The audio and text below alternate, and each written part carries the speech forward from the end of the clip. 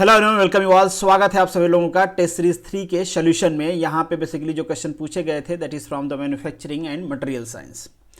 आप लोगों की ये शिकायत भी है मुझसे कि मैं क्वेश्चंस को डिस्कस नहीं करता हूँ, बहुत तेज़ी से आगे बढ़ जाता हूँ, ये कहते हुए कि इन क्वेश्चंस को ऑलरेडी मैंने डिस्कस किया हुआ है। हालांकि आपकी बात बिल्कुल सही है, बट यहाँ पे एक चीज़ और भी सोचना होता है कि जिन फंडामेंटल्स को मैंने ऑलरेडी डिस्कस किया हुआ है दोबारा उसको डिस्कस करूँगा, वीडियो काफ़ी बड़ी हो जाएगी, लेंदी हो जाएगी, आप प्ले ही नहीं करोगे ज़्यादा वीडियो देख के। तो मेरी ये कोशिश होती है कि उन क्वेश्चंस को मैं डिस्कस करूं जिनका फंडामेंटल इससे पहले नहीं डिस्कस किया हुआ है या पहली बार आए हैं। उन क्वेश्चन को मैं स्किप करता हूं जिनके फंडामेंटल मैंने ऑलरेडी डिस्कस किया हुआ है। यहाँ पे भी इससे पहले मैंने आपको 2-3 वीडियो शेयर किए थे, उम्मीद करता हूँ आपने देखे होंगे वो वीडियोस जो basically heat transfer, alloying element और आयरन कार्बन इक्विलिब्रियम डायग्राम से रिलेटेड थे, क्योंकि उनके क्वेश्चंस यहाँ पे आएंगे। फिर भी मैं यहाँ पे कोशिश करूंगा कि हर क्वेश्चंस के बारे में कुछ ना कुछ मैं आपको बताता चलूँ। थोड़ा सा टाइम लगेगा बट डेफिनेटली आप कुछ ना कुछ सीखोगे या सीखे हुए हो तो रिवाइज हो जाएगा आपका। अगर आप मेरे चैनल पे नए हो, मुझे पहली बार देख रहे हो, तो ये आपका टेलीग्राम चैनल है, यहाँ पे आप मुझे ज्वाइन कर सकते हो। पीडीएफ के लिए ग्रुप है, आप अपने क्वेश्चन डिस्कस कर सकते हो। मुझे इंस्टाग्राम, फेसबुक, ट्विटर, इन सारे प्लेटफॉर्म पे फॉलो कर सकते हैं आप। हर जगह लेक्चर की अपडेट, एमसीक्यू, कुछ ना कुछ आपको अपडेट मिलता रहता है। अब डिस्कस करते हैं हमारे सोल्यूशन को। Educating today for better tomorrow. जो फर्स्ट क्वेश्चन है हमारा काफी सिंपल सा क्वेश्चन है और कॉमन सेंस का भी क्वेश्चन है। अगर आपने नहीं पढ़ा है तो भी कॉमन सेंस के हिसाब से ऑप्शन मैच करा सकते हो आप। क्वेश्चन आपसे पूछा गया है कि जो मटेरियल रिमूवल रेट है, अगर अब्रेसिव जेट मशीनिंग में जो टिप की डिस्टेंस है उसको आप घटाते जाते हो तो क्या फर्क पड़ेगा उस पर। तो डेफिनेटली पहले इंक्रीज होगा, फिर उसके बाद स्टेबल हो जाएगा, उसके बाद डिक्रीज करना स्टार्ट करेगा। आप लोगों ने उम्मीद करता हूं कि ये वाला ग्राफ तो देखा ही होगा। ये है मटेरियल रिमूवल रेट, ठीक है, ऊपर मतलब वाई डायरेक्शन में बढ़ता जा रहा है। और ये जो NTD है this is the nozzle tip distance. अब आप सपोज करके देखिए कि ये आपकी एक वर्क पीस है, यहाँ पे आपका नोजल है। आप क्या किए, यहाँ से जेट दिए, ये जेट क्या करेगा, इसको स्ट्राइक करेगा, मटेरियल को रिमूव करेगा, ठीक है, एक इंपैक्ट फोर्स लगेगा। धीरे धीरे आप इस जेट को डिस्टेंस घटाते जाते हो तो ऑब्वियसली इंपैक्ट बढ़ता जाएगा। बट ऐसा नहीं है कि ये बढ़ता ही रहेगा, एकदम इसमें टच करके करोगे तो क्या होगा, ठीक है, इंपैक्ट होगा ही नहीं प्रॉपरली। तो यहाँ पे कुछ देर तक ये क्या होगा, बढ़ता जाएगा। जैसे यहाँ पे आप दिख रहा होगा कि मटेरियल रिमूवल रेट बढ़ता है, कुछ टाइम के बाद ये स्टेबल हो जाता है। तो ये मैक्सिमम पॉइंट है जहाँ पे आपको मैक्सिमम मटेरियल रिमूवल रेट मिलेगा और इसके बाद ये डिक्रीज करना शुरू हो जाएगा। तो ये कॉमन सेंस भी है, आपने फ्लूइड मैकेनिक्स भी पढ़ा, उसके बेसिस पे भी दे सकते हैं। अगर आपने अब्रेसिव जेट मशीनिंग पढ़ा है तो आप दे ही सकते हो। नेक्स्ट जो आपका क्वेश्चन है, मैच द करेक्ट पेयर। यहाँ पे आपको वेल्डिंग से रिलेटेड क्वेश्चन पूछा गया है। तो आपसे पूछा गया है कि जो फ्रिक्शन वेल्डिंग, बेसिकली यहाँ पे प्रोसेस दिया गया है, यहाँ पे कैरेक्टरिस्टिक एंड एप्लीकेशन, इसके बारे में बताया गया है। तो आपको मैच करना है कि कौन सा सही है। तो पहला है फ्रिक्शन वेल्डिंग। फ्रिक्शन वेल्डिंग क्या होता है, joining of cylinder of dissimilar metal. अब ऐसा क्यों, क्योंकि ये हम यहाँ पे इसकी बात कर रहे हैं। अब आपके मन में सवाल आएगा कि ये जो फ्रिक्शन वेल्डिंग है ये सिलेंडर में ही काम क्यों आती है। बेसिकली होता क्या है, जो फ्रिक्शन वेल्डिंग होती क्या है, इसमें हम क्या करते हैं कि एक वर्क पीस को होल्ड करते हैं, दूसरे वर्क पीस पे जिसको इसमें वेल्ड करना होता है उसको इसके क्लोज में लाते हैं। एक वर्क पीस को होल्ड करते हैं, मतलब यहाँ से हम एक प्रेशर लगाए रखते हैं और इसको हम तेजी से रोटेट करते हैं और बहुत तेजी से रोटेट करते हैं। ये जो RPM होता है ना, ये वेरी करता है वैसे 1500 से लेके 300 RPM तक हम इसको रोटेट करते हैं। और यहाँ पे जो हम प्रेशर लगाते हैं ये भी वेरी करता रहता है, डिपेंड करता है कि किस टाइप का मटेरियल है, कितना। अब चूंकि यहाँ पे प्रेशर लगाओगे तो मटेरियल की स्ट्रेंथ भी तो होनी चाहिए ना कि उस प्रेशर को वो बियर कर पाए, अदरवाइज तो क्या होगा, मटेरियल ही फेल हो जाएगा। तो यहाँ पे हम बेसिकली यूज करते हैं 40 मेगापास्कल से लेके 450 मेगापास्कल का प्रेशर यूज करते हैं। अब यहाँ पे आप प्रेशर भी कर रहे हो और इसको रोटेट भी कर रहे हो, क्या होगा भाई, दोनों के बीच में फ्रिक्शन। बहुत ही सिंपल चीज, बहुत ही कन्वेंशनल चीज, फ्रिक्शन होगा। फ्रिक्शन की वजह से क्या होगा, हीट जनरेट होगा। हीट जनरेशन की वजह से क्या होगा, ये जो मटेरियल है वो मेल्ट होगा, एक दूसरे में फ्यूज होगा, फ्यूज हो जाएगा, फिर सॉलिडिफाइड होगा, वेल्ड हो जाएगा। अब इस पूरे प्रोसेस में टाइम कितना लगता है, अगर हम बात करें तो टाइम बहुत ही कम लगता है। 2 सेकेंड से लेके 30 सेकेंड में ये पूरा प्रोसेस कंप्लीट हो जाता है। डिपेंड करता है किस टाइप के मेटल को आप यहाँ पे यूज कर रहे हो। तो ये पूरा प्रोसेस होता है। तो ये हो गया हमारा फ्रिक्शन वेल्डिंग का। हमारा मैचिंग हुआ किसके साथ, ये सिलिंड्रिकल के साथ। अब आप कहोगे कि इसमें सिलिंड्रिकल का फंडा तो समझ में आया नहीं। देखिए है क्या, यहाँ पे जो सरफेस है, सरफेस इन कांटेक्ट है, अगर कांटेक्ट में रहेगा तभी तो फ्रिक्शन होगा भाई, रिलेटिव मोशन नहीं होगा तो फ्रिक्शन कैसे होगा। आप सोच के देखो कि अगर ये सिलिंड्रिकल है तब तो ये प्रॉपरली काम करेगा।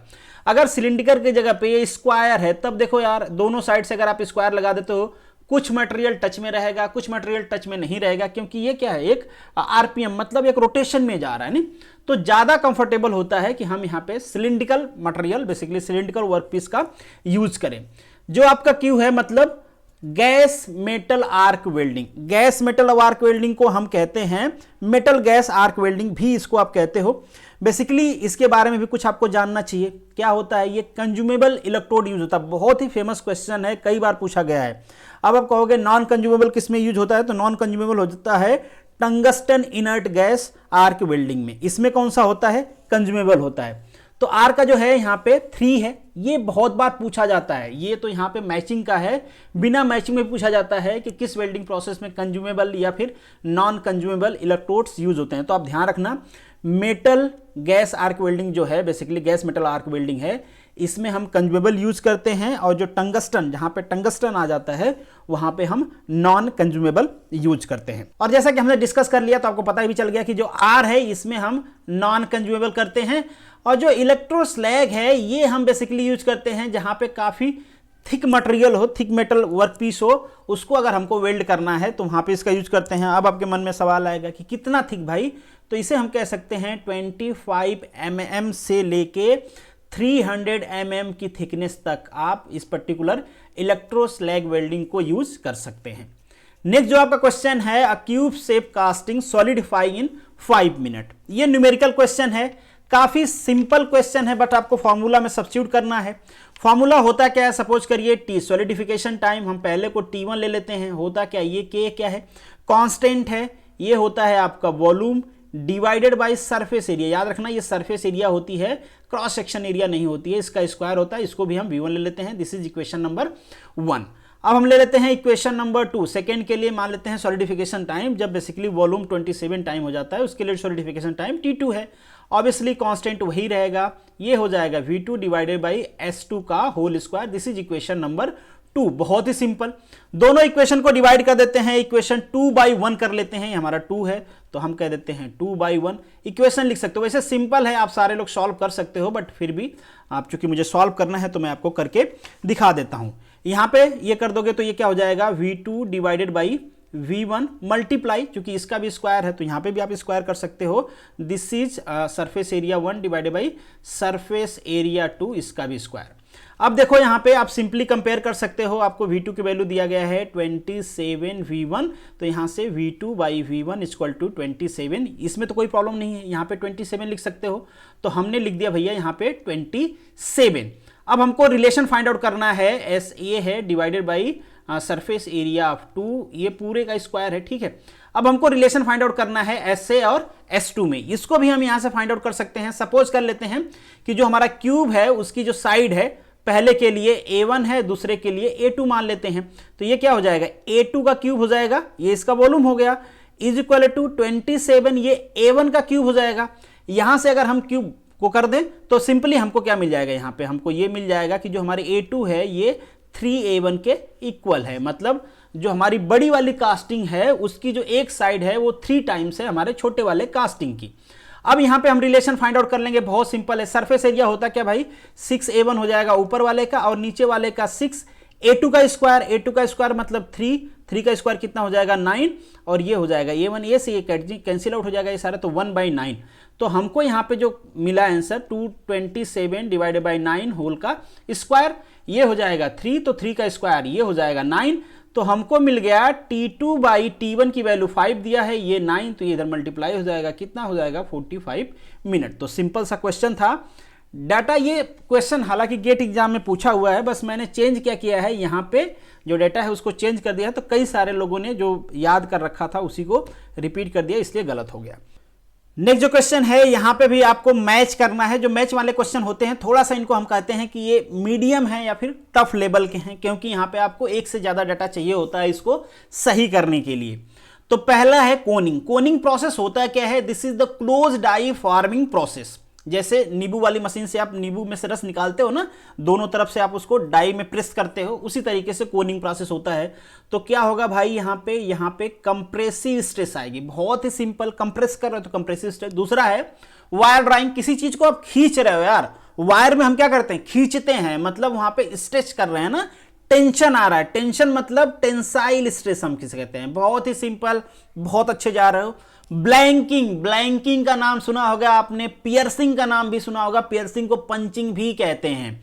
तो ब्लैंकिंग और पंचिंग दोनों सेम होते हैं, यहां पे शेयरिंग होती है हमारे सीट मेटल की, पर दोनों में डिफरेंस ये होता है कि हमारा जो प्रोडक्ट होता है अलग होता है। जैसे कि अगर हम पियर्सिंग या पंचिंग की बात करें तो जो चीज पंच करके हम निकालते हैं वो हमारा होता है प्रोडक्ट और बाकी होता है स्क्रैप। ब्लैंकिंग में जो होल होता है वो होता है हमारा प्रोडक्ट, बाकी जो होता है वो स्क्रैप होता है। तो यही दोनों में बेसिकली डिफरेंस होता है। अब इतना ही डिफरेंस डिपेंड करता है कि हमको कहां पे अलाउंसेस देने हैं, किसकी डायमेंशन ध्यान में रखनी है, तो वो सारी अलग की चीजें हैं, बट नेवरदलेस। तो यहां पे क्या होगा भैया, शेयर होगा, बहुत ही सिंपल। क्या हो जाएगा यहां पे 3 का क्यू हो जाएगा। और नेक्स्ट जो है हमारा डीप ड्राइंग। डीप ड्राइंग एक ड्राइंग प्रोसेस को ही कहते हैं जब आपका डायामीटर, मतलब जो आपकी लेंथ होती है, हाइट, जो आप डेप्थ बनाते हो, जब आपकी डेप्थ आपके डायमीटर के हाफ से ज्यादा हो जाती है तो ऐसे प्रोसेस को हम डीप ड्राइंग कह देते हैं। मतलब एक ड्राइंग का ही प्रोसेस होता है। यहां पे क्या आएगा भाई, यहां पे दोनों आ जाएगा, टेंसाइल भी आ जाएगा और कंप्रेसिव भी आ जाएगा। तो यहां पे जो 4 है उसका ऑप्शन होगा आर। तो उम्मीद करता हूं आपको समझ में आ गया होगा। यहां पे मैंने एक टेबल डाल दिया है आपको समझने के लिए कि इस टाइप का क्वेश्चन पूछे तो ये सारे प्रोसेस हैं कि इसमें क्या आता है, आप ध्यान रखना। यहां पे प्रोसेस मेंशन है, मतलब ऑपरेशन मेंशन है, इससे आपको हेल्प मिलेगी कि अगर दूसरे टाइप के भी क्वेश्चन पूछे जाते हैं तो आप इजीली कर पाओगे। नेक्स्ट जो क्वेश्चन है आपका, choose the correct answer matching the shaft hole assembly. कहा क्या गया है, ये एक आपका इंटरचेंजेबल असेंबली है। शाफ्ट साइज यहां पे आपको दिया गया है, दूसरा होल साइज दिया गया है। आपसे पूछा गया है द मैक्सिमम इंटरफेरेंस। ध्यान रखना यहां पे इंटरफेरेंस पूछा गया है, आपसे क्लियरेंस भी पूछा जा सकता था, दोनों में ऑप्शन अलग अलग होगा। अगर हमको इंटरफेरेंस फाइंड आउट करना है तो आपको क्या करना पड़ेगा, इंटरफेरेंस फाइंड आउट करना है, मतलब होल का मिनिमम साइज लेंगे, शाफ्ट का मैक्सिमम साइज लेंगे। बहुत ही सिंपल। तो होल का हमको क्या लेना भैया, मिनिमम साइज। तो ये हमारा होल है और इसको इसमें ऐड कर देंगे तो ये हमारे होल का मिनिमम साइज हो जाएगा। तो 25.02, ठीक है। तो 25.02 माइनस ये तो आपके होल के minimum size. Interference find out करना है तो शाफ्ट का मैक्सिमम, तभी तो इंटरफेरेंस होगा यार, होल में शाफ्ट जाएगा, ठीक है, शाफ्ट आपने मैक्सिमम ले लिया भाई, तभी तो दोनों के जो टॉलरेंस है एक दूसरे के साथ टक्कर मारेंगे। तो बहुत ही सिंपल, तो इसका मैक्सिमम ले लो। मैक्सिमम के लिए आपको ये वाला इसमें ऐड करना पड़ेगा। तो कितना हो जाएगा भाई, 25.04। जब यहां से फाइंड आउट करोगे तो आपको होगा आंसर आएगा -0.02, ठीक है। तो ये आएगा आपका mm में। माइनस क्या शो कर रहा है कि यहां पे क्या हो रहा है, इंटरफेरेंस हो रहा है। माइनस है मतलब इंटरफेरेंस है, क्लियरेंस नहीं है। ये पूछे हैं माइक्रोन में तो इसमें मल्टीप्लाई कर दो भैया, मिनिमम mm है ही है तो पावर 10⁻³ कर दो। ये किसमें कन्वर्ट हो जाएगा, माइक्रो में कन्वर्ट हो जाएगा। तो ये हो जाएगा आपका 20 माइक्रोन। बहुत ही सिंपल, यही आप इसको ट्राई करना। आपसे क्वेश्चन है कि आपसे पूछता है क्लियरेंस फाइंड आउट करो, मैक्सिमम क्लियरेंस कितना पॉसिबल है इस असेंबली में, तो आंसर क्या होगा उम्मीद करता हूं आप कमेंट बॉक्स में बताओगे। नेक्स्ट जो क्वेश्चन है, during the normalising process steel the specimen is heated. कहां तक हीट करते हैं भैया, above critical temperature. Above critical temperature, अब कहोगे क्रिटिकल टेम्परेचर भी बता दो ना कौन सा होता है भैया, तो इसके लिए आपको पढ़ना पड़ेगा आयरन कार्बन इक्विलिब्रियम डायग्राम, क्योंकि ये डिपेंड करता है आपके कार्बन परसेंटेज पे। अलग अलग कार्बन परसेंटेज पे अलग अलग क्रिटिकल टेम्परेचर होता है, डिपेंड करता है कि वो यूटेक्टाइड है, हाइपर यूटेक्टाइड है, हाइपो यूटेक्टाइड है, कहां पे है, किस परसेंटेज पे है, उसके हिसाब से आपका जो अपर क्रिटिकल टेम्परेचर होता है या फिर लोअर क्रिटिकल टेम्परेचर होता है वो तय होता है। सारी चीजें आई होप सो मैंने हीट ट्रीटमेंट में आपको बताया होगा। तो इसको आपको करना होता है above the upper critical temperature and cooled the air. Annealing में आप फर्नेस में करते हो, इसमें आप एयर में करते हो। बहुत सिंपल। क्विंचिंग करना होता है तो ऑयल और वाटर में कर देते हो। नेक्स्ट जो क्वेश्चन है, for ductile material toughness is measure of. Toughness क्या मेजर करती है, आपकी ability to absorb material up to fracture. मतलब कोई भी है, जैसे आपने ये वाला डायग्राम तो पढ़ा होगा, स्ट्रेस स्ट्रेन वाला, ऐसे जाके ऐसे फ्रैक्चर हो जाता है यहां पे। मतलब इसमें दोनों है, आपका इलास्टिक डिफॉर्मेशन की एनर्जी भी है और प्लास्टिक डिफॉर्मेशन की एनर्जी भी है। दोनों एनर्जी मिलके क्या बन जाती है आपकी, बेसिकली टफनेस बन जाती है उस मटेरियल की। टफनेस मतलब कितना टफ है, आदमी को भी कहते हैं ना यार कितना पीटा इसको, कितना टफ है, सह लेता है। ठीक है, तो वही है उसकी एबिलिटी है वो। यहाँ पे आप देख भी सकते हो। एक चीज और आपसे पूछा जा सकता है कि अगर कार्बन परसेंटेज आप बढ़ाते जाते हो या फिर घटाते जाते हो तो मटेरियल के टफनेस पे क्या फर्क पड़ता है। तो देखो ये आप, ये लो कार्बन स्टील है, मतलब इन शॉर्ट जो मटेरियल जितना ज्यादा डक्टाइल होगा ना उतना ज्यादा एनर्जी वो एब्जॉर्ब करेगा। तो ये लो कार्बन स्टील का है। फिर देखो मीडियम, थोड़ा सा कार्बन का परसेंटेज हमने बढ़ा दिया तो ये पहले ही फ्रैक्चर हो गया, थोड़ा सा और कर दिया और पहले फ्रैक्चर हो गया, क्योंकि भैया इसमें प्लास्टिक डिफॉर्मेशन होगा ही नहीं। तो अरे तो कौन सा बचा एनर्जी, कौन से बचे, बस इलास्टिक वाली बची, प्लास्टिक वाली तो गायब हो गई, उड़ गई, कार्बन ने क्या किया उसको खा गया। नेक्स्ट जो क्वेश्चन है आपका, the material property which depend only the basic crystal structure is. काफी सारे लोगों को इस क्वेश्चन में डाउट था। आपको डाउट क्यों आया मुझे नहीं पता, बट नहीं आना चाहिए। डाउट क्या है, पहला लोग कह रहे हैं फटीक स्ट्रेंथ। काफी सारे लोगों ने सही किया, इसलिए इसी को ले लेते हैं भैया। फटीक स्ट्रेंथ क्यों नहीं होगा, फटीक क्रिस्टल स्ट्रक्चर पे डिपेंड नहीं करता है क्या? नहीं नहीं, बिल्कुल डिपेंड करता है, बट केवल क्रिस्टल स्ट्रक्चर पे डिपेंड नहीं करता है। इसके अलावा उसका जो एटॉमिक, मतलब बेसिकली उसका एटॉमिक अरेंजमेंट क्या है उस पर तो डिपेंड करेगा ही। फिर जो कंपोनेंट है जिसपे फटीक लोडिंग लग रही है, जिसपे आप साइक्लिक लोडिंग लगा रहे हो, चाहे मैग्नीट्यूड चेंज हो रहा है चाहे तो फोर्स का डायरेक्शन चेंज हो रहा है साइक्लिक लोडिंग में, तो उसकी साइज क्या है। फिर जो टाइप या फिर नेचर जो लोडिंग का है उस पर भी डिपेंड करेगी फटीक स्ट्रेंथ क्या है। फिर डायरेक्शनल प्रॉपर्टी मटेरियल की क्या है उस पर भी डिपेंड करेगी। अगर कहीं पे स्ट्रेस कंसंट्रेशन है तो उस पर भी डिपेंड करेगी। अगर इन्वायरमेंटल बहुत ज्यादा कोल्ड है, बहुत ज्यादा आप कह सकते हो टेम्परेचर है वहां पे, तो इस पर भी डिपेंड करेगा। तो केवल आप कहो कि उसके क्रिस्टल स्ट्रक्चर पे डिपेंड करेगा, ये नाइंसाफी हो गई ना, क्योंकि फटीक स्ट्रेंथ जो है बहुत सारी चीजों पे डिपेंड करता है। तो ये वाला ऑप्शन काफी सारे लोगों ने सही किया था। अब आप समझ गए होंगे कि क्यों सही नहीं है। अब बात करते हैं भैया हम वर्क हार्डनिंग की। अब ये जो हार्डनिंग भैया केवल क्रिस्टल स्ट्रक्चर पे कैसे डिपेंड करेगा? कार्बन परसेंटेज दो बढ़ा दो थोड़ा सा, देखो कितना हार्ड हो जाएगा। थोड़ा सा अलाइंग एलिमेंट उसमें ऐड कर दो, ग्रेन साइज मतलब कूलिंग फास्ट कर दो, स्लो कर दो। यार कितनी सारी चीजें हैं जो हमारे हार्डनेस को इफेक्ट करती हैं।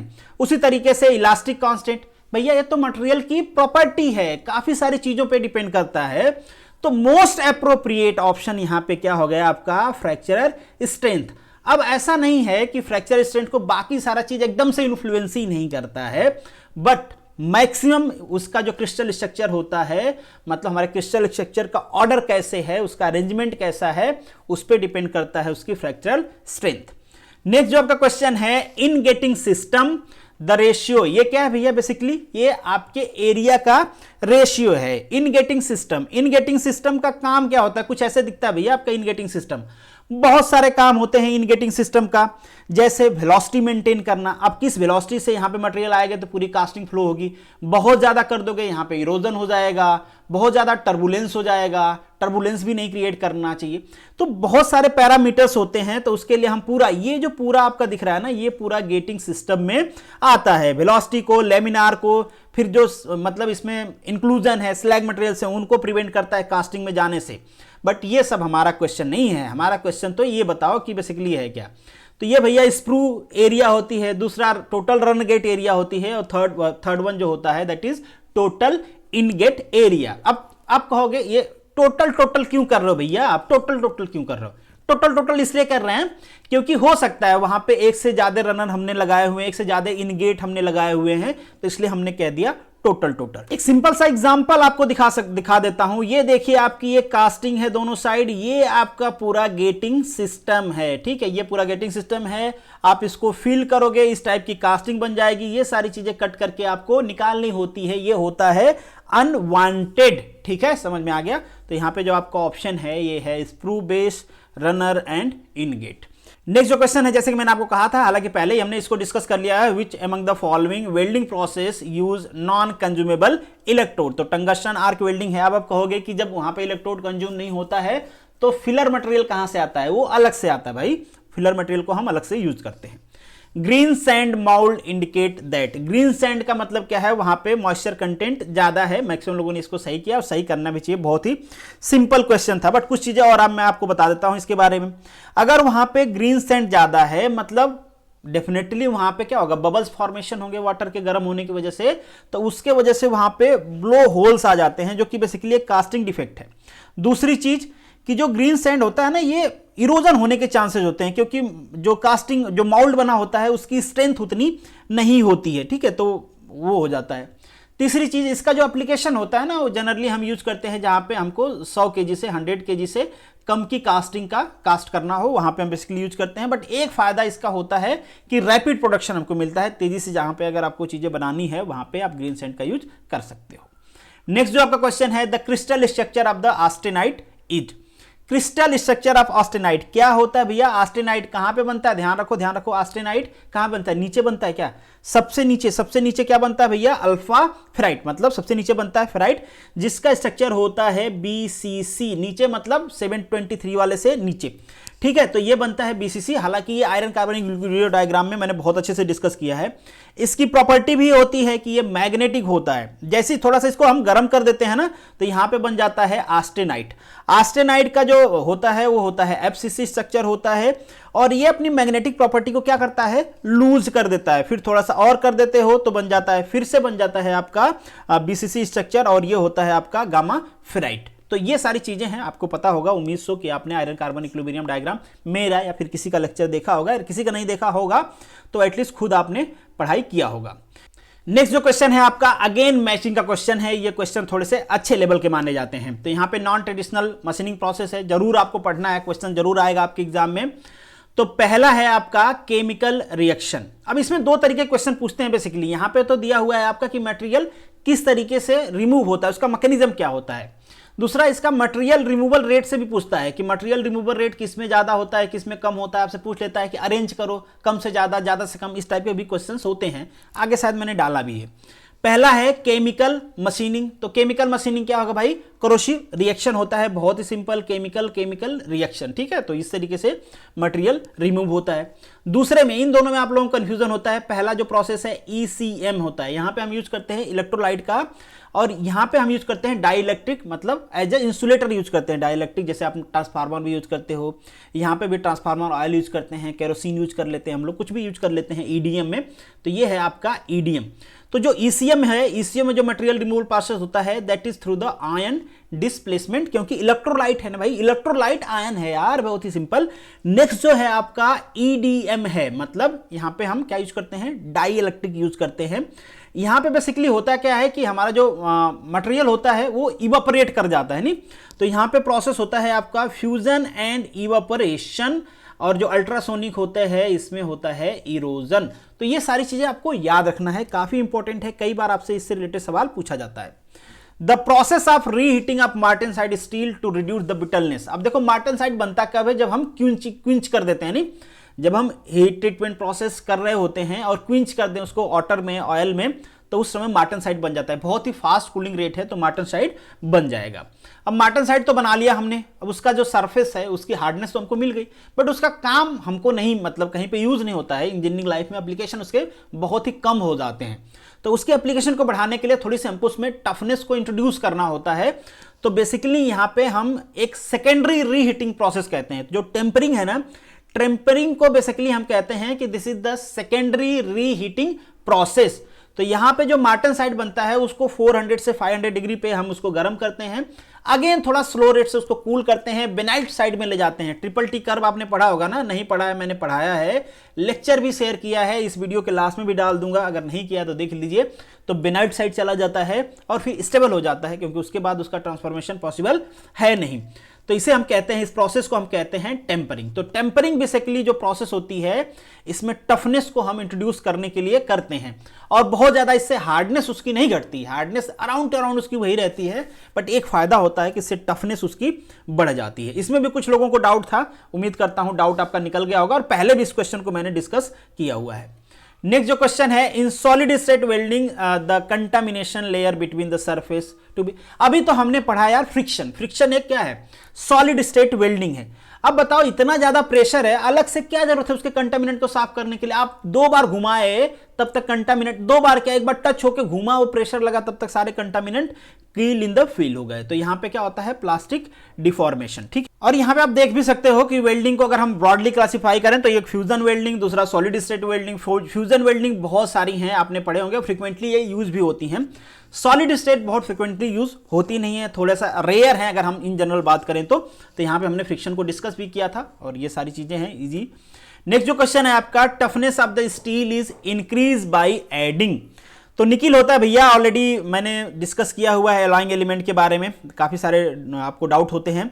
तो ये हार्डनेबिलिटी को भी बढ़ाता है, उसके टफनेस को भी बढ़ाता है, और जैसे ही टफनेस बढ़ा उसके साथ साथ टफनेस के साथ डक्टिलिटी भी आ जाती है। तो आपको ये भी जानना है कि ये डक्टिलिटी को भी इंप्रूव करता है। नेक्स्ट जो क्वेश्चन है, इज द हार्डेस्ट नोन, बहुत ही सिंपल क्वेश्चन है, डायमंड। डायमंड की कुछ प्रॉपर्टी और आपको जानना चाहिए, बहुत ही हार्ड होता है बिल्कुल। इसका जो फ्रिक्शन कोफिशिएंट होता है म्यू, काफी कम होता है। हाई थर्मल कंडक्टिविटी होती है, अराउंड 2300 वाट पर मीटर केल्विन ये होती है। अगर इसके हम इलेक्ट्रिक की बात करें तो इस बिल्कुल भी जितना ज्यादा ये हीट ट्रांसफर करता है उसके कंपैरिजन में ये इलेक्ट्रिक का इंसुलेटर है, क्योंकि फ्री इलेक्ट्रॉन है ही नहीं है, तो लेटिस वाइब्रेशन से हीट ट्रांसफर होता है, तो बहुत अच्छा रेजिस्टेंस का काम करता है। लो थर्मल मतलब एक्सपेंशन भी नहीं होता है इसका, लो थर्मल एक्सपेंशन है, स्ट्रेंथ काफी अच्छी होती है।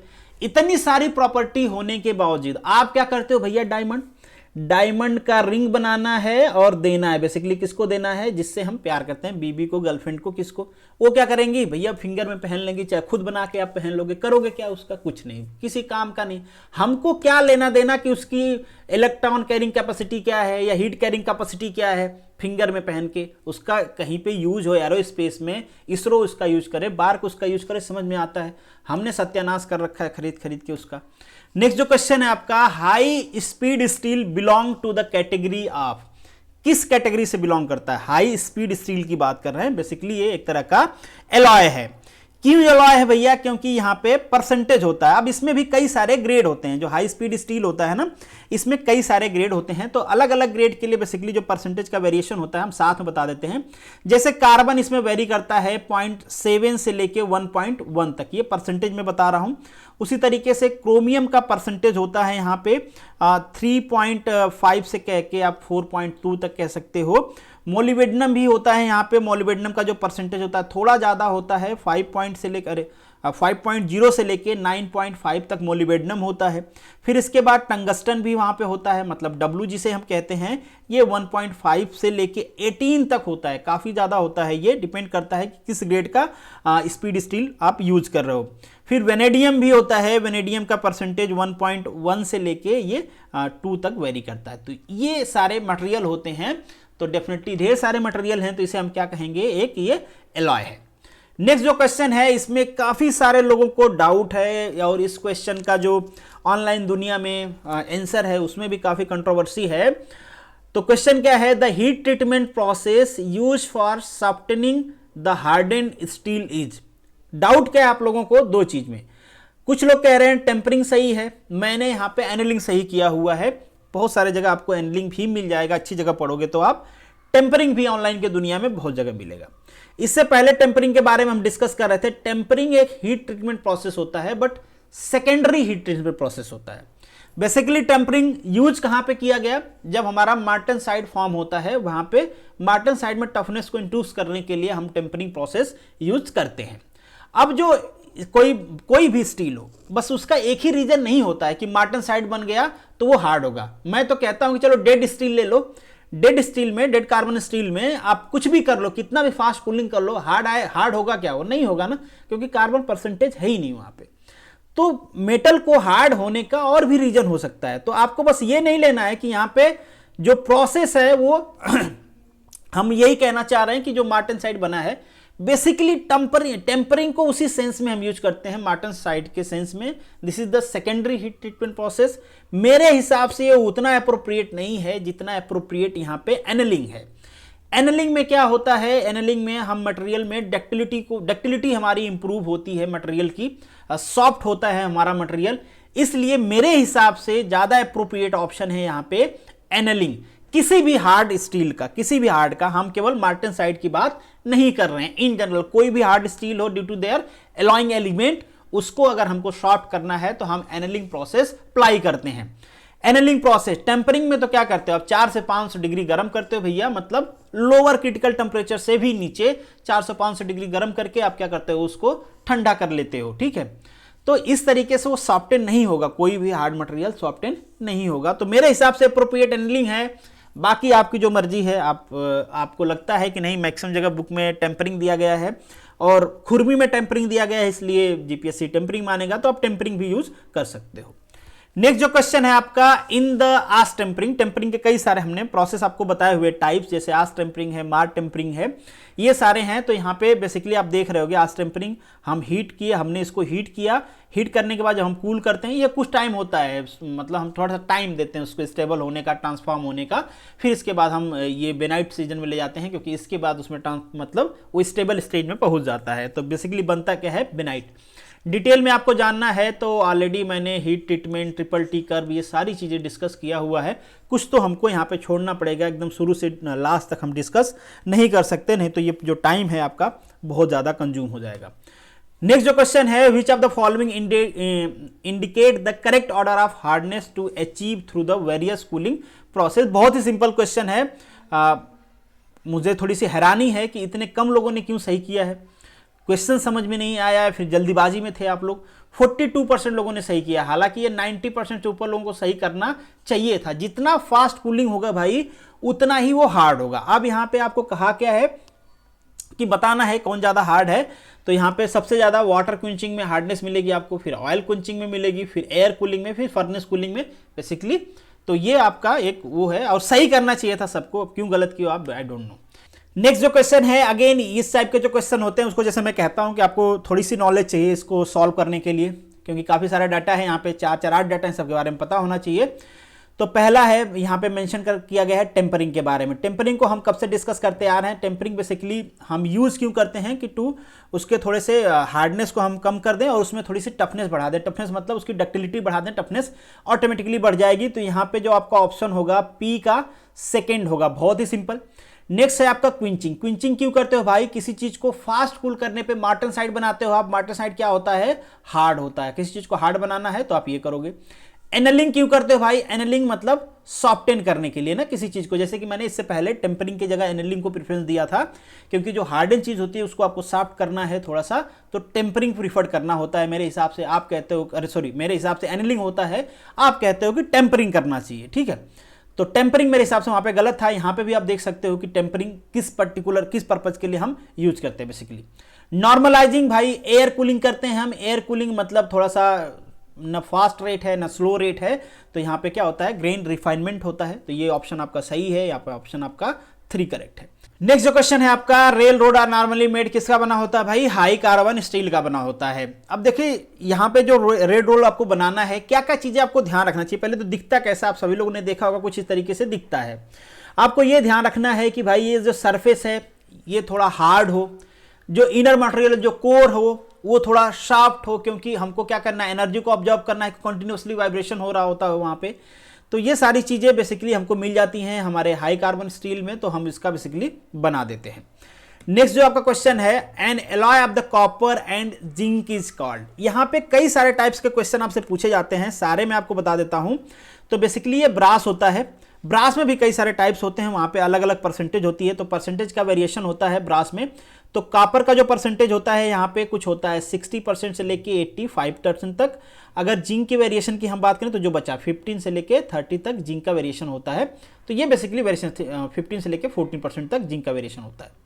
इसके अलावा ब्रोंज के बारे में भी आपसे पूछा जाता है, ब्रोंज किसका एलॉय है, तो ब्रोंज है बेसिकली कॉपर का और टीन का।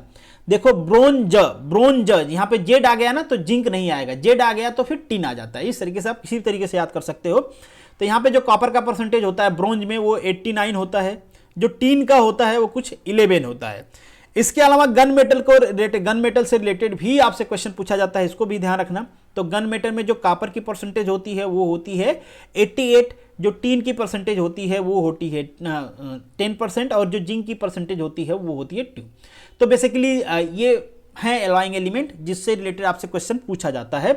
तो आपको याद रखना है ब्रास में परसेंटेज क्या होता है, ब्रोंज में परसेंटेज क्या होता है और गन मेटल में परसेंटेज क्या होता है। इन तीनों का परसेंटेज इससे रिलेटेड क्वेश्चन आपसे पूछा जाता है एग्जाम में। नेक्स्ट जो क्वेश्चन है, steel containing 0.8 to 1.5% of carbon is known and, उसे क्या कहते हैं, हाई कार्बन स्टील कहते हैं। याद रहेगा, आपको याद रखना है dead carbon steel. Dead carbon steel में जो कार्बन की परसेंटेज होती है 0.05 से लेके 0.15, इसे कहते हैं हम डेड कार्बन स्टील। फिर दूसरा आता है mild carbon steel. Mild carbon steel में जो परसेंटेज होती है 0.15 से लेके 3 तक। फिर आता है मीडियम कार्बन स्टील, इधर माइल्ड था m का मतलब, इधर m का मतलब मीडियम है, तो यहाँ से वेरी करेगा तो 0.3 से लेके 0.75 तक, कहीं पे आपको मिलेगा 0.45, 0.5, इस तरीके से थोड़ा वेरिएशन रहता है, डिपेंड अपॉन द ऑप्शन, आप उसको एडजस्ट कर लेना। फिर आता है हाई कार्बन स्टील, फिर इसके बाद भी कोई कैटेगरी डिवाइड किया हुआ है, वेरी हाई कार्बन स्टील, इस टाइप से चीजें हैं, बट यहाँ पे हम जनरली बात कर लेते हैं हाई कार्बन स्टील की, तो जिसमें 75 या 8 से लेके जो भी आपको आगे वाला दिया हो उससे लेके 1.5 तक जो परसेंटेज होता है कम्बिनेशन, उसे हम कहते हैं कंपोजिशन, सॉरी, उसे हम कहते हैं, ये हाई कार्बन स्टील में आता है। नेक्स्ट जो क्वेश्चन है, white metal is an alloy of. White metal किसका एलॉय होता है भाई? जैसे लेड और टिन बेस्ड एलॉय होता है। कहाँ पे बेसिकली यूज किया जाता है इसका? ज्वेलरी में यूज किया जाता है, बियरिंग ब्रशेज में भी यूज किया जाता है इसका, तो और ये पैटर्न बनाने में भी इसका यूज किया जाता है, कास्टिंग, क्योंकि यहाँ पे श्रिंकेज थोड़ा सा कम होता है, इसलिए पैटर्न मेकिंग में भी इसका यूज हम करते हैं। तो किसका एलॉय होता है ये? लेड और टिन बेस्ड एलॉय। नेक्स्ट जो क्वेश्चन है, इन कन्वेंशनल हार्डनिंग। कन्वेंशनल हार्डनिंग क्या होगा भाई? ऑस्टेनाइट मार्टेनसाइट में कन्वर्ट होता है। ध्यान रखो, ऊपर से फास्ट कूलिंग कर दिया हमने तो हमारा जो ऑस्टेनाइट है वो मार्टेनसाइट में कन्वर्ट हो जाता है, हार्ड बन जाता है, वेरी सिंपल। नेक्स्ट जो क्वेश्चन है, when the steel containing more than 0.8% carbon cooled slowly below the lower critical point it consist of the, क्या रखेगा भाई? मतलब ये 0.8% है ना, 0.8%, तो ये बेसिकली आपका एक्टोक्टाइड पॉइंट है। तो अगर आप इसको स्लो कूल करते हो तो यहाँ पे क्या मिलेगा? परलाइट मिलेगा और सेमेंटाइट मिलेगा। बहुत ही सिंपल, आगे मैं आपको वो दिखा देता हूँ, ये आपका ग्राफ है, देख लीजिए। बेसिकली इस पॉइंट की वो बात कर रहे थे, यहाँ पे 0.7 लिखा हुआ है, बट नेवरदलेस ये 0.7, 0.8 आपको अलग अलग जगह पे अलग अलग मिल जाता है। तो ये बेसिकली रीजन है, आपको मिलेगा अगर सॉफ्ट परलाइट और सीमेंटाइट, इस रीजन की वो बात कर रहे थे, जिसे हम हाइपर इलेक्ट्रोटाइट भी कहते हैं। इससे रिलेटेड क्वेश्चन आपको और आगे मिलेंगे, ये आपको ध्यान रखना है। ये आपको क्रिटिकल टेम्परेचर्स हैं, इनका भी ध्यान रखना होता है आपको कि किसके बाद क्या फॉर्मेशन होता है, कि कहाँ पे बीसीसी होता है, कहाँ पे एफसीसी होता है, कहाँ पे मैग्नेटिक होता है, नॉन मैग्नेटिक होता है, ये सारी चीज़ें आपको ध्यान रखना होता है। नेक्स्ट जो क्वेश्चन है आपका, ferromagnetic alpha iron exist in the temperature range. कहाँ पे एग्जिस्ट करता है? बहुत ही सिंपल, 723 727 के नीचे एग्जिस्ट करता है। इसकी कुछ और भी प्रॉपर्टी होती है जो इससे पहले हमने डिस्कस किया। बीसीसी होता है, मैग्नेटिक होता है, थोड़ा सा हीट करते हैं, ऑस्टेनाइट मिल जाता है, एफसीसी होता है, नॉन मैग्नेटिक होता है। ये सारी चीज़ें ऑलरेडी हमने डिस्कस किया हुआ है, इस परसेंटेज की वो बात कर रहे हैं बेसिकली। तो ये आपको जो क्रिटिकल टेम्परेचर्स है ना, जैसे कि मैंने पहले कहा, ये आपको ध्यान रखने होते हैं। इससे रिलेटेड क्वेश्चन पूछा जाता है। आयरन कार्बन इक्विलिब्रियम डायग्राम बहुत इंपॉर्टेंट है, अगर आपने नहीं देखा है, अगर आपको लग रहा है कि ये सारे क्वेश्चन यार थोड़े से ऊपर से जा रहे हैं या समझ में नहीं आ रहे हैं, उतना डेप्थ इनको समझ में नहीं आ रहा है फंडामेंटल, तो एक बार आप आयरन कार्बन इक्विलिब्रियम डायग्राम जरूर देखें। मेरा लेक्चर देख लें, किसी और का देख लें, जहां भी कंफर्टेबल हो देख लें। If particular FC alloy content less than 0.8% carbon is called, ये क्या कहते हैं भैया? Hypoeutectoid steel. उसके बाद क्या होता है? Hypereutectoid steel. ठीक है, आपने 2 पॉइंट्स पढ़े होंगे ना, इलेक्ट्रोटाइड, इलेक्ट्रोटिक पॉइंट। ठीक है, तो ये सिंपल सा क्वेश्चन था, आपको आना चाहिए। नेक्स्ट जो है, ये प्रॉब्लम है, आपको सॉल्व करना है, बहुत ही सिंपल है, कुछ टफ है नहीं इसमें ऐसा करने लायक, फिर भी मैं करके दिखा देता हूँ। फॉर्मूला आपको पता होगा, हम यहाँ पे ले लेते हैं, ये होती है आपकी बेसिकली वेलोसिटी या स्पीड कह लो आप, ज़्यादा अच्छा है। This is n equal to 3, ये भी T1 ले लेते हैं, और इसको ले लेते हैं V2, ये लेते हैं T2 के power n equal to C। ये वैल्यू आपको दिया गया है 0.5, ये वैल्यू आपको दिया गया है 0.5। बहुत ही सिंपल, डिवाइड कर लेते हैं, अपना क्या जाता है, दोनों को डिवाइड कर लेते हैं, तो ये हो जाएगा आपका V1 T1 के पावर 0.5, V2 T2 के पावर, ये पूरे के पावर, ये T2 के पावर, सॉरी पूरे के पावर नहीं, दैट इज इक्वल टू 1। बाकी जो चीज़ें हैं आपको सब्स्टिट्यूट कर देना है। तो क्या कहा है भाई, जो V2 है 0.5 घटा दिया है, तो यहाँ पे V1 लिख देते हैं, यहाँ पे 0.5 V2 लिख देते हैं, ये से ये कैंसिल आउट हो जाएगा, मल्टीप्लाई ये T1। ठीक है, T1 आपसे रिलेशन पूछा है तो T1 T2 को एज इट इज रहने दो आप, तो ये T1 T2 होल के पावर 0.5 कर देते हैं इक्वल टू 1। ये 0.5 है तो इधर आ जाएगा आपको, इसको तो हम ऐसे कर सकते हैं T1 by T2 is equal to, this is 1/2। बहुत ही सिंपल, ये इसका स्क्वायर कर देते हैं, 0.2 हटा देते हैं, तो यहाँ से आपको जो T1 है, T1 इक्वल टू मिल जाएगा आपका, ये स्क्वायर हो जाएगा, T2 इक्वल टू 4T1 मिल जाएगा, तो this is T2 equal to 4T1। तो बहुत ही सिंपल क्वेश्चन था, this is the answer. Next जो क्वेश्चन है आपका, angle between the face of the tool and line parallel to the base of the tool measure in perpendicular plane through the side cutting. अरे यार, मतलब इन्होंने हद ही कर दिया ना, इतने सारे चीजें लिख दिया हो, आपको थोड़ा सा कंफ्यूजन हो रहा हो, बट अभी के लिए आप जान जाओ कि इसका बैक रेक एंगल है। इस पे मैंने वीडियो भी बनाया हुआ है डिटेल में, वो भी आप देख सकते हो, बट अभी आपको मैं समझा देता हूँ कि ये किसकी बात कर रहे हैं। देखिए भैया, ये है आपका फेस दिख रहा है ना, ये है, ये आपके टूल का है फेस। ठीक है, अब ये कह रहे हैं इस फेस के, ये आपका फेस हो गया, देख रहे हो, इसके परपेंडिकुलर, मतलब ये वाला प्लेन, ये वाला प्लेन, दो ले सकते हो।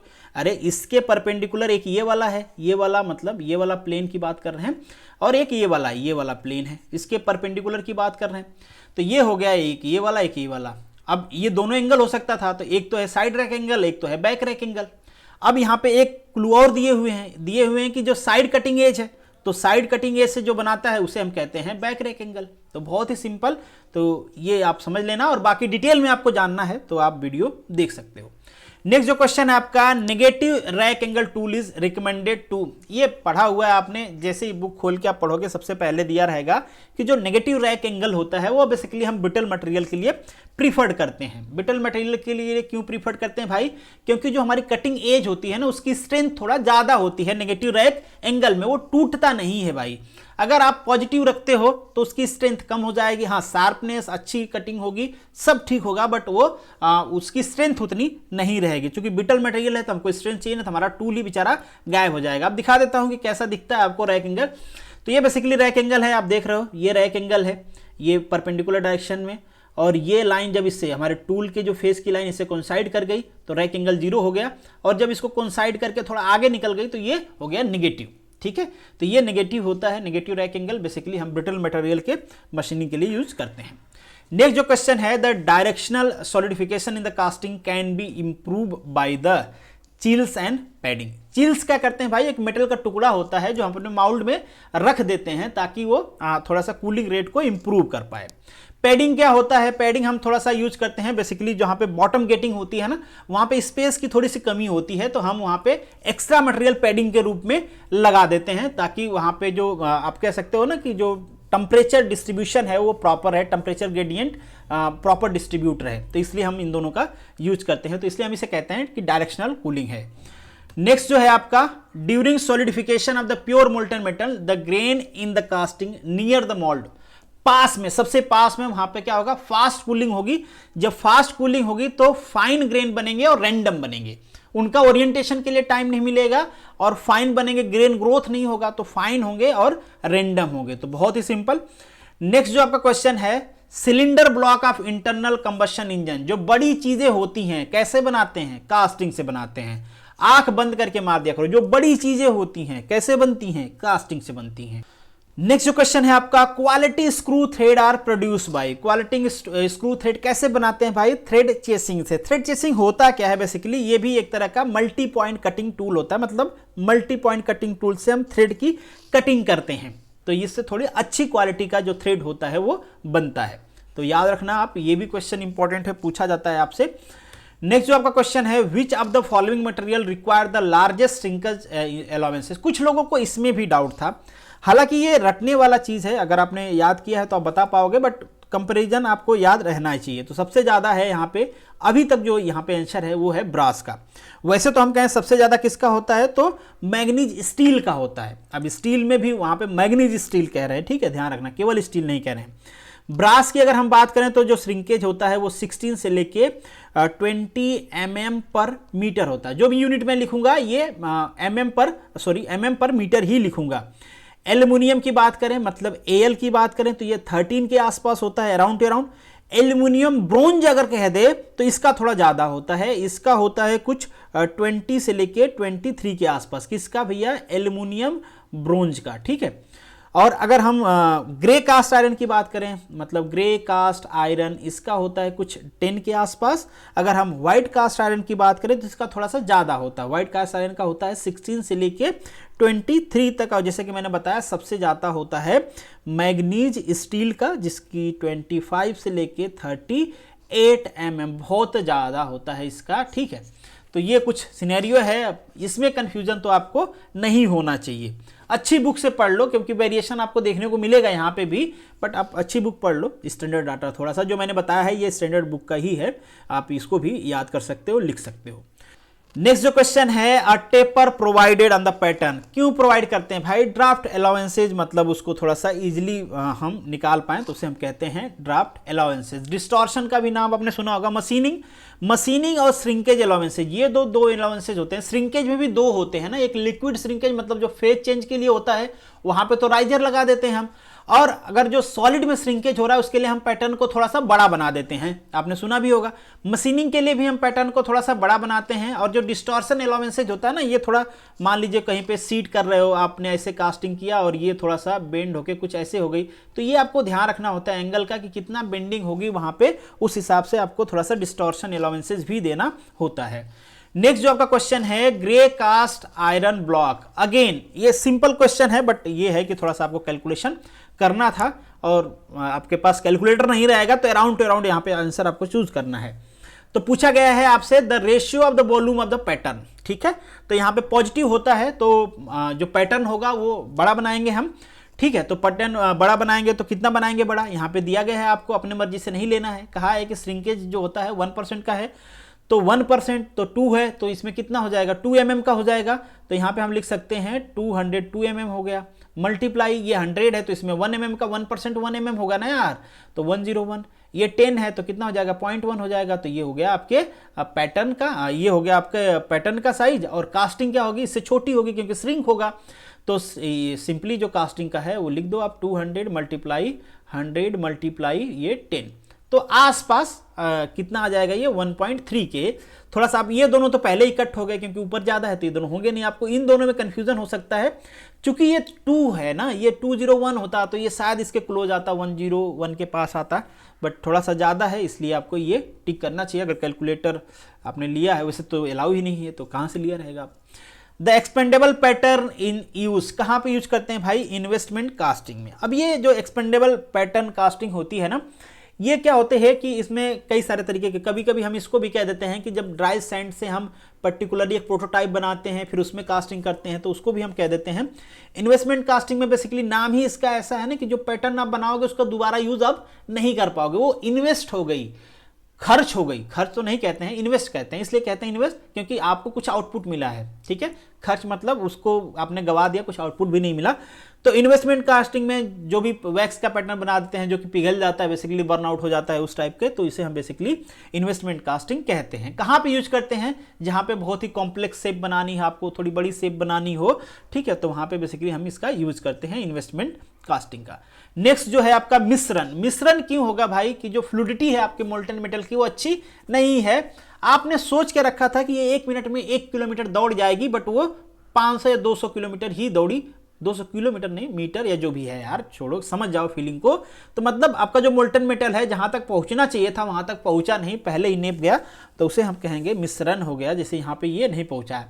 अब ये शेप को लेके मत बैठ जाना है, शेप कैसी भी हो सकती है, मतलब फीलिंग आपकी कास्टिंग जो है पूरा फील नहीं हुई, उससे पहले आपका मटेरियल क्या हो गया, सॉलिडिफाई हो गया।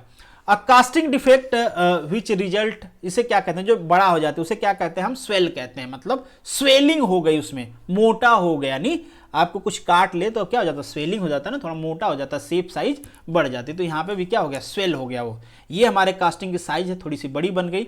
ये सारे कास्टिंग डिफेक्ट्स हैं, आप याद रखना। इससे रिलेटेड भी मैंने वीडियो बनाए हैं। आप कहोगे कि आप सोल्यूशन से ज़्यादा अपने वीडियो की प्रचार करते हो।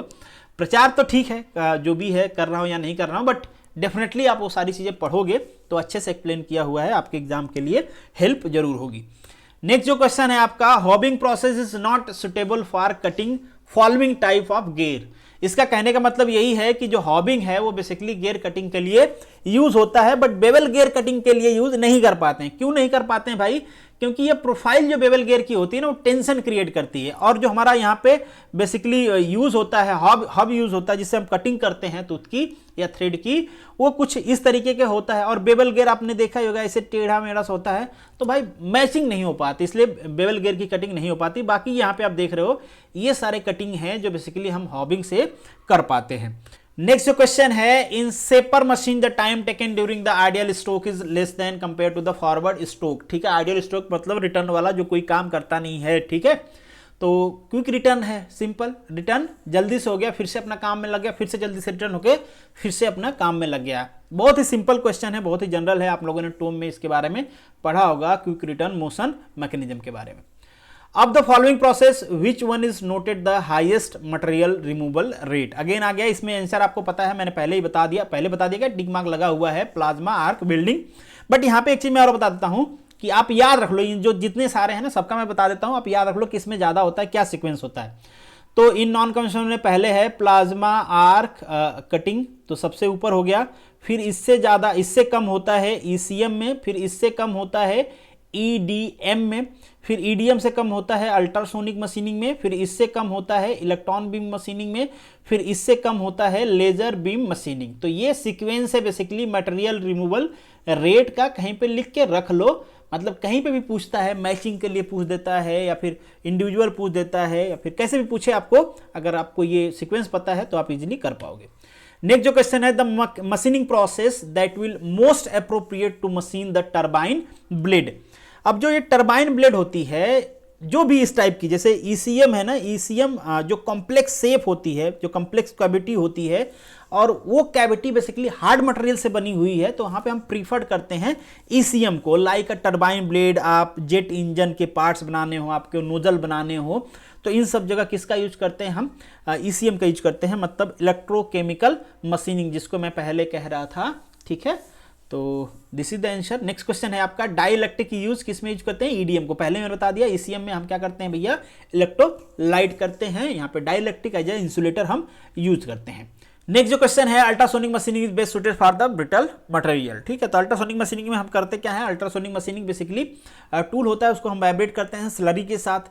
क्या फ्रीक्वेंसी होती है भाई उसके वाइब्रेशन की जो फ्रीक्वेंसी होती है वो हमारी जो हेयरिंग फ्रीक्वेंसी होती है उससे कहीं ज़्यादा होती है। अब हमारे सुनने की फ्रीक्वेंसी 16 से 20 के बीच में, कोई 17 से 20 कहता है। ठीक है, किलो हर्ट्ज की मैं बात कर रहा हूँ, किलो और हर्ट्ज। ठीक है, किलो और हर्ट्ज।